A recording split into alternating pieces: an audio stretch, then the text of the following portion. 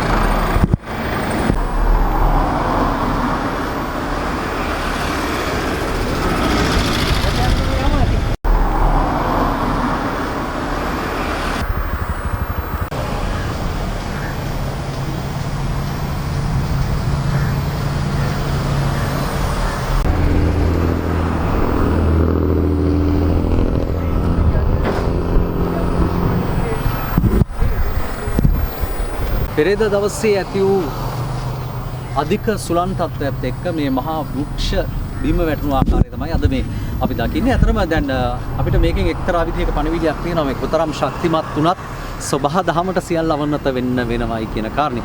අපි දන්නවා මේ චන්ද්‍රිකා කුමාරතුංග මාවත කියන්නේ බොහොම සුන්දර ප්‍රදේශයක්. මොකද මේ දෙපැත්තම තිබෙන්නේ විශාල ගස්. ඉතින් මේකෙන් වෙනත් සුන්දරත්වයක් එකතු කරත් මේ පැවති අයහපත් කාලගුණක තත්ත්වයක් හේතුවෙන් මෙවැනි වූ අනතුරුදායක ගස් එක්තරා විදිහක බිම වැටිලා තිබෙනවා. හැබැයි මේකෙන් කිසිම අනතුරක් සිද්ධ වෙලා නැහැ.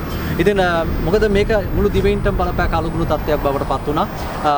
විදුලි බිඳ වැටීම් පමණක් 50000කට අධික ප්‍රමාණයක් සිද්ධ වුණා. ඒ වගේම තමයි කිහිප දිනකට තුවාල සිද්ධ වීම සිද්ධ වුණා.